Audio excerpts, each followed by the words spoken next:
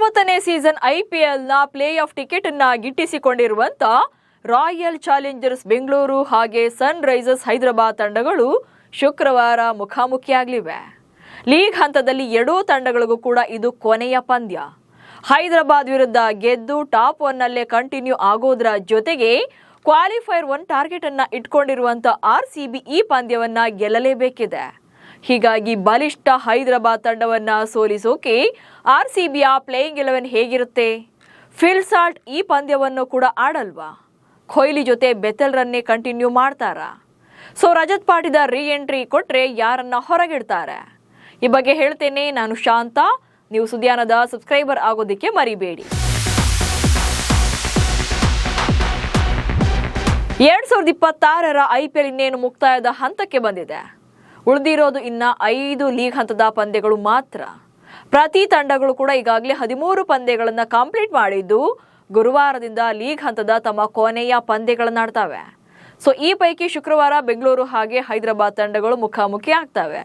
Play of ಸುತ್ತಿಗೆ select ಆಗಿದ್ರೂ ಕೂಡ ಈ ಬ್ಯಾಟಲ್ ಗೆಲ್ಲೋದು ಇಬ್ಬರಿಗೂ ಕೂಡ ತುಂಬಾನೇ ಮುಖ್ಯ. ಹೀಗಾಗಿ ಈ ಪಂದ್ಯಕ್ಕೆ ಬಲಿಷ್ಠ ಪಡೆಯನ್ನು ಎರಡೂ ಕಡೆ ಕಣಕ್ಕಿಳಿಸ್ತಾರೆ. ಅದರಲ್ಲೂ ಆರ್ಸಿಬಿಯಲ್ಲಿ ಮೇಜರ್ ಸರ್ಜರಿ ಆಗುವುದಂತೂ ಪಕ್ಕ. ಹೈದರಾಬಾದ್ ವಿರುದ್ಧವೂ ಆಡಲ್ಲ ಸಾಲ್ಟ್. ಕೊಹ್ಲಿ ಜೊತೆಗಾರ ಯಾರು? ರಾಯಲ್ ಚಾಲೆಂಜರ್ಸ್ ಬೆಂಗಳೂರು ಪರ ಮೊದಲ 6 ಪಂದ್ಯಗಳಲ್ಲಿ ಬ್ಯಾಟ್ ಬೀಸಿದ್ದ ಸ್ಫೋಟಕ ಓಪನರ್ ಫಿಲ್ ಸಾಲ್ಟ್ ಆನಂತರ ಇಂಜುರಿಗೆ ಒಳಗಾಗಿದ್ದಾರೆ. 6 ಪಂದ್ಯಗಳಲ್ಲಿ 33ರ ಸರಾಸರಿಯಲ್ಲಿ 202 ರನ್ಗಳನ್ನ ಕಲೆ ಹಾಕಿದ್ರು. ಪವರ್ ಪ್ಲೇನಲ್ಲಿ ಬಿಗ್ ಇಂಪ್ಯಾಕ್ಟ್ ಅನ್ನ ಮಾಡ್ತಾ ಇದ್ರು. ಆನಂತರ ಫೀಲ್ಡಿಂಗ್ ವೇಳೆ ಬೆರಳಿನ ಗಾಯಕ್ಕೆ ತುತ್ತಾಗಿ ಟ್ರೀಟ್ಮೆಂಟ್ಗೆ ಅಂತ ಇಂಗ್ಲೆಂಡ್ಗೆ ಹೋಗಿದ್ರು. 1 ತಿಂಗಳಿಂದ ಮೈದಾನದಿಂದ ದೂರವೇ ಇದ್ದಾರೆ. ಸೊ ನೆಕ್ಸ್ಟ್ ವೀಕ್ ಈಗ ಆರ್ಸಿಬಿ ಕ್ಯಾಂಪ್ ಅನ್ನ ಸೇರಿಕೊಳ್ತಾರೆ ಅಂತ ವರದಿಯಾಗಿದೆ. ಆದರೆ ಹೈದರಾಬಾದ್ ವಿರುದ್ಧದ ಪಂದ್ಯದಲ್ಲಿ ನಾಳೆ ಆಡಲ್ಲ. ಸೊ ಸಾಲ್ಟ್ ಆಡಲ್ಲ ಅಂದ್ರೆ ಮತ್ತೆ ಇಲ್ಲಿ ಆರ್ಸಿಬಿ ಕೊಹ್ಲಿ ಜೊತೆ ಬೆಥೆಲ್ ರನ್ನೇ ಕಂಟಿನ್ಯೂ ಮಾಡುತ್ತಾ ಎನ್ನುವಂತ ಪ್ರಶ್ನೆಗಳಿವೆ. ಯಾಕಂದ್ರೆ ಬೆಥೆಲ್ಗೆ ಅವಕಾಶ ಕೊಟ್ಟರು ಕೂಡ ಬಳಸ್ಕೊಳ್ತಾ ಇಲ್ಲ. 7 ಪಂದ್ಯಗಳಲ್ಲಿ ಬ್ಯಾಟ್ ಬೀಸಿರುವಂತ ಬೆಥೆಲ್ 13ರ ಅವರೇಜ್ನಲ್ಲಿ 96 ರನ್ಗಳನ್ನ ಮಾತ್ರ ಕಲೆ ಹಾಕಿರುವಂತದ್ದು. ಸೊ ಬೆಥೆಲ್ರ ಇದೇ ಕಳಪೆ ಪ್ರದರ್ಶನ ತಂಡಕ್ಕೆ ದೊಡ್ಡ ಹೊಡೆತ ಕೊಡ್ತಾ ಇದೆ. ಹೀಗಾಗಿ ಹೈದರಾಬಾದ್ ವಿರುದ್ಧ ಮಸ್ಟ್ ವಿನ್ ಗೇಮ್ ಆಗಿರೋದ್ರಿಂದ ಓಪನಿಂಗ್ ಪೇರ್ ಚೇಂಜ್ ಮಾಡುವಂತ ಅವಕಾಶ ಕೂಡ ಇದೆ. ಅದು ಅಲ್ಲದೆ ಕಳೆದ ಪಂದ್ಯದಲ್ಲಿ ಅಂದ್ರೆ ಪಂಜಾಬ್ ವಿರುದ್ಧದ ಮ್ಯಾಚ್ ಅಲ್ಲಿ ನಾಯಕ ರಜತ್ ಪಾಟಿದಾರ್ ಕೂಡ ಆಡಿರಲಿಲ್ಲ. ಸೊ ಈಗ ಪಾಟಿದಾರ್ ಕೂಡ ಹೈದರಾಬಾದ್ ವಿರುದ್ಧದ ಪಂದ್ಯದ ಮೂಲಕ ರೀ ಎಂಟ್ರಿ ಕೊಡ್ತಾರೆ. ಹೀಗಾಗಿ ಪ್ಲೇಯಿಂಗ್ 11 ನಲ್ಲಿ ಬದಲಾವಣೆ ಅಂತೂ ಗ್ಯಾರಂಟಿ. ಹಾಗಾದ್ರೆ ಈ ಪಂದ್ಯಕ್ಕೆ ಪ್ಲೇಯಿಂಗ್ 11 ಹೇಗಿರಬೇಕು? ಸೊ ಹೇಗಿದ್ರೆ ಬೆಟರ್ ಅನ್ನೋದನ್ನ ನೋಡ್ತಾ ಹೋಗೋಣ. ಅಂದ್ರೆ ಹೀಗಿರುತ್ತಾ ಅಂತೇಳಿ. ಸೊ ಹೈದರಾಬಾದ್ ವಿರುದ್ಧ ಪಂದ್ಯಕ್ಕೆ ವಿರಾಟ್ ಕೊಹ್ಲಿ ಅವರ ಜೊತೆ ವೆಂಕಟೇಶ್ ಅಯ್ಯರ್ ಅನ್ನ ಓಪನರ್ ಪೇರ್ ಆಗಿತ್ತಂದ್ರೆ ಬೆಟರ್ ಅನ್ಸುತ್ತೆ. So Venkatesh Iyer last match ಅಲ್ಲಿ ಹೇಗೆ ಅದ್ಭುತವಾಗಿ ಪರ್ಫಾರ್ಮ್ ಮಾಡಿದ್ರು ಅನ್ನೋದನ್ನ ನೀವೆಲ್ಲ ನೋಡೇ ಇದ್ದೀರಿ. ಪಂಜಾಬ್ ವಿರುದ್ಧದ ಮ್ಯಾಚ್ ಅಲ್ಲಿ ಕ್ರೂಷಿಯಲ್ ಇನ್ನಿಂಗ್ಸ್ ಅನ್ನ ಆಡಿ and player of the match ಪ್ರಶಸ್ತಿಯನ್ನು ಕೂಡ ಪಡ್ಕೊಳ್ತಾರೆ ವೆಂಕಟೇಶ್ ಅಯ್ಯರ್. ಈ ಸೀಸನ್ ಅಲ್ಲಿ ಬ್ಯಾಟಿಂಗ್ ನಲ್ಲಿ ಅವರಿಗೆ 3 ಪಂದ್ಯಗಳಲ್ಲಿ ಅವಕಾಶ ಸಿಕ್ಕಿರುವಂತದ್ದು. ಸೊ 3 ಪಂದ್ಯಗಳಲ್ಲೂ ಕೂಡ ಸ್ವಲ್ಪ ಇಂಪ್ಯಾಕ್ಟ್ ಮಾಡಿದ್ದಾರೆ. ಅದರಲ್ಲೂ ಕೂಡ ಪಂಜಾಬ್ ವಿರುದ್ಧದ ಮ್ಯಾಚ್ ಅಲ್ಲಿ ಸೊ ಗೇಮ್ ವಿನ್ನರ್ ಆಗಿ ಕಾಣಿಸ್ಕೊಳ್ತಾರೆ. ಸೊ ಲೆಫ್ಟ್ ಹ್ಯಾಂಡ್ ಬ್ಯಾಟರ್ ಆಗಿರುವಂತ ವೆಂಕಿ ಹಾಗೆ ರೈಟ್ ಹ್ಯಾಂಡ್ ಬ್ಯಾಟರ್ ಆಗಿರುವಂತ ವಿರಾಟ್ ಕೊಹ್ಲಿ ಅವರು ಇನ್ನಿಂಗ್ಸ್ ಅನ್ನ ಆರಂಭ ಮಾಡಿದ್ರೆ ಆರ್ಸಿಬಿಗೆ ಲೆಫ್ಟ್ ರೈಟ್ ಕಾಂಬಿನೇಷನ್ ಜೊತೆ ಒಂದೊಳ್ಳೆ ಪಾರ್ಟ್ನರ್ಶಿಪ್ ಅನ್ನ ಬಿಲ್ಡ್ ಮಾಡೋಕೆ ಅವಕಾಶ ಸಿಗುವಂತದ್ದು. ವೆಂಕಿ ಕೂಡ ಆರಂಭದಲ್ಲಿ ಟೈಮ್ ತಗೊಂಡ್ರು ಕೂಡ ಅನಂತರದಲ್ಲಿ ಸ್ಫೋಟಕ ಬ್ಯಾಟರ್ ಆಗಿ ಬ್ಯಾಟಿಂಗ್ ಅನ್ನ ಮಾಡ್ತಾರೆ. ಸೊ ಬೌಲಿಂಗ್ ಆಪ್ಷನ್ ಅಂತ ಬಂದಾಗ್ಲೂ ಕೂಡ ವೆಂಕಿ ಕೈಯಲ್ಲಿ 1-2 ಓವರ್ ಅನ್ನ ಬೌಲಿಂಗ್ ಮಾಡಿಸೋಕು ಕೂಡ ಅವಕಾಶ ಇರುತ್ತೆ. ಹೀಗಾಗಿ ವೆಂಕಿ ಓಪನರ್ ಆಗಿ ಬಂದ್ರೆ ವಿರಾಟ್ ಕೊಹ್ಲಿ ಅವರಿಗೆ ಒಂದೊಳ್ಳೆ ಸಾಥ್ ಸಿಗುತ್ತೆ. ಸೊ ಅಲ್ಲಿ ವಿರಾಟ್ ಕೊಹ್ಲಿ ಅವರು ಆಂಕರ್ ರೋಲ್ ನ ಪ್ಲೇ ಮಾಡ್ತಾ ಹೋಗಬಹುದು. ಯಾಕಂದ್ರೆ ವೆಂಕಿ ಕಡೆಯಿಂದ ಬಿಗ್ ಹಿಟ್ಗಳು ಬರ್ತಾ ಹೋದ್ರೆ ನೆಕ್ಸ್ಟ್ ದೇವದತ್ ಪಡಿಕ್ಕಲ್ ಹಾಗೆ ರಜತ್ ಪಾಟಿದಾರ್ ಕೂಡ ಅದೇ ಕಾಂಬಿನೇಷನ್ ಅಲ್ಲಿ ಕಂಟಿನ್ಯೂ ಆಗ್ತಾರೆ. ಸೊ ಇಲ್ಲಿ ವಿರಾಟ್ ಒಂದ್ ಕಡೆಯಾಗಿ ಆಂಕರ್ ರೋಲ್ ಪ್ಲೇ ಮಾಡ್ತಿದ್ರೆ ನೆಕ್ಸ್ಟ್ ಬರುವಂತ ಅವ್ರ ಜೊತೆ ಬರುವಂತ ಬ್ಯಾಟರ್ಸ್ ಇಲ್ಲಿ ಸ್ಫೋಟಕ ಇನ್ನಿಂಗ್ಸ್ ಅನ್ನು ಆಡಿದ್ರೆ ಒಂದ್ ಕಡೆ ಕೊಹ್ಲಿ ಇದ್ದಾರೆ ಅನ್ನುವಂತ ಕಾನ್ಫಿಡೆನ್ಸ್ ಇರುತ್ತೆ. ಜೊತೆಗೆ ರನ್ಸ್ ಕೂಡ ಚೆನ್ನಾಗಿ ಬರ್ತಾ ಇರುತ್ತೆ. ಸ್ಟ್ರೈಕ್ ರೇಟ್ ಕೂಡ ಚೆನ್ನಾಗಿ ಇರುತ್ತೆ. ಹೀಗಾಗಿ ವೆಂಕಿ ತಂದ್ರೆ ಬೆಟರ್ ಆಪ್ಷನ್ ಆಗಬಹುದು.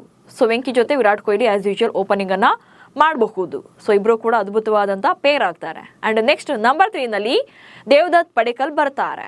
ಸೊ ದೇವದತ್ ಪಡಿಕ್ಕಲ್ ಈ ಸೀಸನ್ ಅಲ್ಲಿ ಎಂತ ಗೋಲ್ಡನ್ ಪ್ಲೇಯರ್ ಆಗಿದ್ದಾರೆ ಅನ್ನೋದು ನಿಮ್ಗೆಲ್ಲ ಗೊತ್ತೇ ಇದೆ. ಸೊ ದೇವದತ್ ಪಡಿಕ್ಕಲ್ ಆಲ್ರೆಡಿ ಇದೇ ಪ್ರದರ್ಶನದಿಂದ ಈಗ ಟೀಮ್ ಇಂಡಿಯಾ ಟೆಸ್ಟ್ಗೂ ಕೂಡ ಸೆಲೆಕ್ಟ್ ಆಗಿರುವಂತದ್ದು. ಸೊ ದೇವದತ್ ಪಡಿಕ್ಕಲ್ ನಂಬರ್ 3 ನಲ್ಲಿ ಬಂದ್ರೆ ಅವರ ಸ್ಟ್ರೈಕ್ ರೇಟ್ ಕೂಡ ಅತ್ಯದ್ಭುತವಾಗಿದೆ. ಅದರಲ್ಲೂ ಕೂಡ ವಿರಾಟ್ ಕೊಹ್ಲಿ ಅವರ ಜೊತೆ ದೇವದತ್ ಪಡಿಕ್ಕಲ್ ಸೇರಿದ್ರೆ ಒಂದ್ ರೀತಿಯಾಗಿ ಡೇಂಜರಸ್ ಪೇರ್ ಆಗಿ ಕಾಣಿಸುವಂತದ್ದು ಇಬ್ರು ಕೂಡ. ಸೊ ನಂಬರ್ 3 ನಲ್ಲಿ ದೇವದತ್ ಪಡಿಕ್ಕಲ್ ಬರ್ತಾರೆ. ಇನ್ನು ನಂಬರ್ 4 ನಲ್ಲಿ ನಾಯಕ ರಜತ್ ಪಾಟಿದಾರ್ ಬರ್ತಾರೆ. ಸೊ ಕಳೆದ ಪಂದ್ಯದಲ್ಲಿ ಅಂದ್ರೆ ಪಂಜಾಬ್ ವಿರುದ್ಧದ ಪಂದ್ಯದಲ್ಲಿ ರಜತ್ ಪಾಟಿದಾರ್ ಆಡಿರಲಿಲ್ಲ. BCCI ನಿಯಮದಂತೆ ಆ ಪಂದ್ಯದಿಂದ ಅವರು ಹೊರಗುಳಿದಿದ್ರು. ಯಾಕಂದ್ರೆ KKR ವಿರುದ್ಧದ ಮ್ಯಾಚ್ ಅಲ್ಲಿ ಅವ್ರ ತಲೆಗೆ ಸ್ವಲ್ಪ ಬಾಲ್ ಬಿದ್ದಿದ್ರಿಂದ ಸೊ ಒಂದು ಮ್ಯಾಚ್ ಅಲ್ಲಿ ಅವರಿಗೆ ವಿಶ್ರಾಂತಿ ಕೊಡಬೇಕು ಎನ್ನುವಂತ ರೂಲ್ಸ್ ಇದೆ BCCI ಇದು. ಹೀಗಾಗಿ ಪಾಟಿದಾರ್ ಪಂಜಾಬ್ ವಿರುದ್ಧದ ಮ್ಯಾಚ್ ಇಂದ ಹೊರಗಡೆ ಉಳಿದಿದ್ರು. ಈ ಪಂದ್ಯದಲ್ಲಿ ಬಂದ್ರೆ ಅವರು ಆಸ್ ಯೂಶುವಲ್ 4ನೇ ಕ್ರಮಾಂಕದಲ್ಲಿ ಬ್ಯಾಟಿಂಗ್ಗೆ ಬರ್ತಾರೆ. ಇನ್ನು ವಿಕೆಟ್ ಕೀಪರ್ ಕಮ್ ಬ್ಯಾಟರ್ ಆಗಿರುವಂತಹ ಜಿತೇಶ್ ಶರ್ಮಾ ಸೊ ಅವರು ಕೂಡ ಪ್ಲೇಯಿಂಗ್ 11 ನಲ್ಲಿ ಇರ್ತಾರೆ.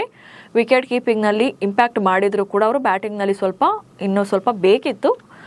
ಬ್ಯಾಟಿಂಗ್ ನಲ್ಲಿ ಕಂಪ್ಲೀಟ್ ಆಗಿ ವೀಕ್ನೆಸ್ ಇರುವಂತದ್ದು ಕಾಣಿಸ್ತಾ ಇದೆ. ಸೊ ಜಿತೇಶ್ ಶರ್ಮಾ ಬರ್ತಾರೆ. ಬಟ್ ಜಿತೇಶ್ ಶರ್ಮಾರನ್ನ ಸಿಚುಯೇಷನ್ ನೋಡಿಕೊಂಡು ಯಾವ ಆರ್ಡರ್ ನಲ್ಲಿ ಅವ್ರನ್ನ ಬ್ಯಾಟಿಂಗ್ಗೆ ಕಳಿಸ್ಬೇಕು ಅನ್ನೋದನ್ನ ಫ್ರಾಂಚೈಸಿ ಡಿಸೈಡ್ ಮಾಡುತ್ತೆ.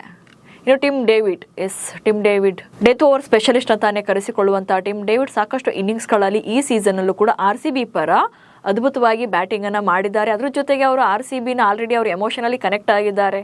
ಆನ್ ಫೀಲ್ಡ್ ನಲ್ಲಿ ಕೂಡ ರಿವೆಂಜ್ ಮ್ಯಾಚ್ಗಳ ಟೈಮಲ್ಲೂ ಕೂಡ ಅವ್ರ ವರ್ತನೆಯಲ್ಲಿ ಗೊತ್ತಾಗ್ತಾ ಇರುವಂತದ್ದು. ಸೊ ಕಂಪ್ಲೀಟ್ ಆಗಿ ಇಲ್ಲಿ RCB ಟೀಮ್ ಜೊತೆ ಬೆರೆತೋಗಿರುವಂತಹ ಟಿಮ್ ಡೇವಿಡ್ ಸೊ ಅಷ್ಟೇ ಚೆನ್ನಾಗಿ ಪ್ರದರ್ಶನ ಕೂಡ ನೀಡ್ತಾ ಇರುವಂತದ್ದು.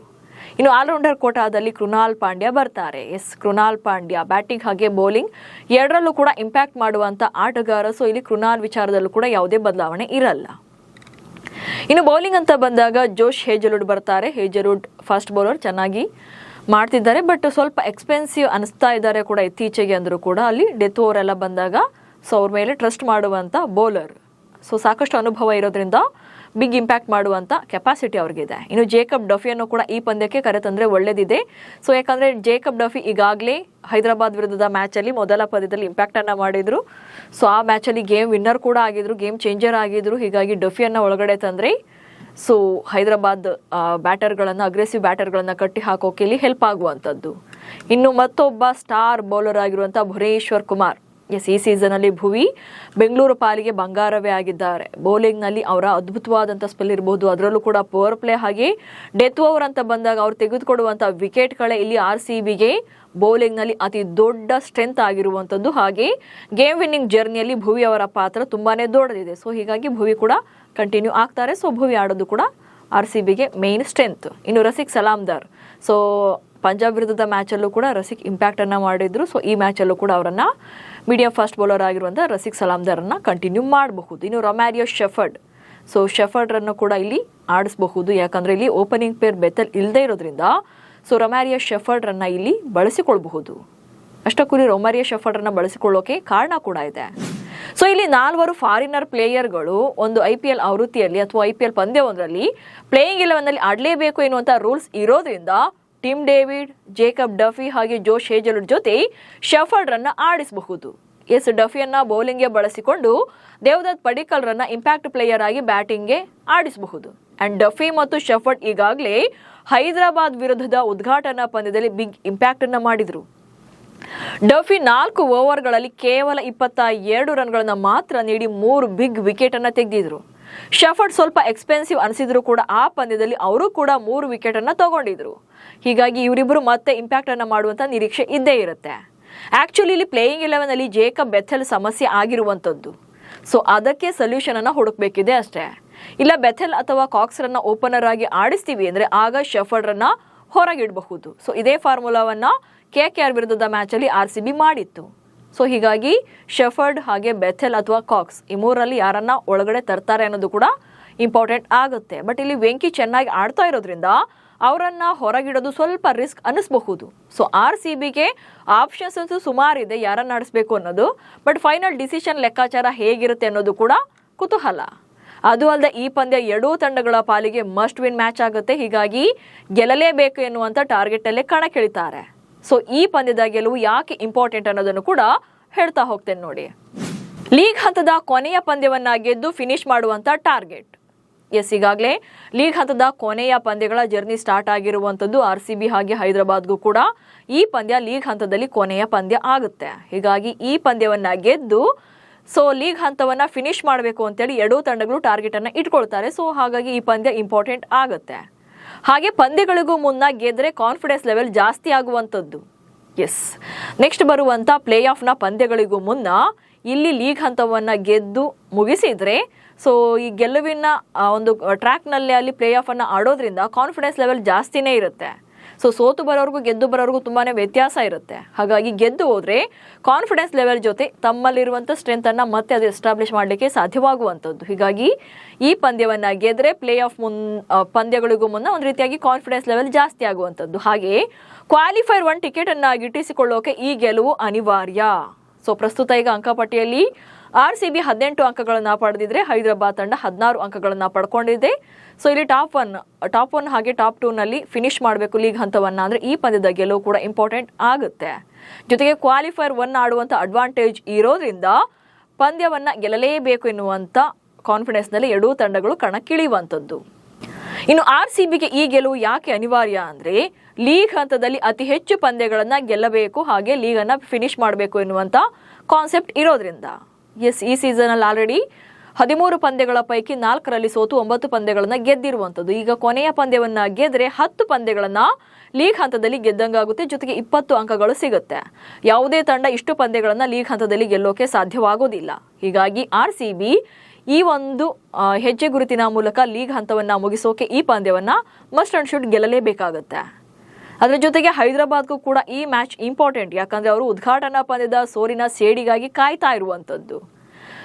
ಮಾರ್ಚ್ 28ರಂದು IPL ಸ್ಟಾರ್ಟ್ ಆಗುತ್ತೆ. IPLನ ಮೊದಲ ಉದ್ಘಾಟನಾ ಪಂದ್ಯದಲ್ಲಿ RCB ಹಾಗೆ SRH ತಂಡಗಳು ಚಿನ್ನಸ್ವಾಮಿ ಸ್ಟೇಡಿಯಂನಲ್ಲಿ ಮುಖಾಮುಖಿ ಆಗ್ತವೆ. ಆ ಮ್ಯಾಚ್ ಅಲ್ಲಿ ಹೈದರಾಬಾದ್ ತಂಡ ಫಸ್ಟ್ ಬ್ಯಾಟಿಂಗ್ ಅನ್ನ ಮಾಡಿ 201 ರನ್ಗಳನ್ನ ಕಲೆ ಹಾಕಿದ್ರು ಕೂಡ ಸೊ ಟಾರ್ಗೆಟ್ ಅನ್ನ ಬೆನ್ನತ್ತಿದ್ದಂತ ಬೆಂಗಳೂರು ತಂಡ 16 ಓವರ್ಗಳ ಒಳಗೆ ಚೇಸ್ ಅನ್ನ ಫಿನಿಶ್ ಮಾಡುವಂಥದ್ದು. ಸೊ ಈ ಸೋಲಿನ ಸೇಡಿಗಾಗಿ ಅವರು ಕೂಡ ಕಾಯ್ತಾ ಇರ್ತಾರೆ. ಹೀಗಾಗಿ ತಮ್ಮ ಹೋಮ್ ಗ್ರೌಂಡ್ ನಲ್ಲಿ ಈಗ RCBಯನ್ನ ಸೋಲಿಸಿ ಆ ರಿವೆಂಜ್ ಅನ್ನ ತೀರಿಸಿಕೊಳ್ಳೋಕೆ ಎದುರು ನೋಡ್ತಾ ಇರುವಂತದ್ದು ಹೈದರಾಬಾದ್ ತಂಡ. ಸೊ ಅವ್ರಿಗೂ ಕೂಡ ಈ ಮ್ಯಾಚ್ ನ ಗೆಲುವು ಇಂಪಾರ್ಟೆಂಟ್ ಆಗುತ್ತೆ.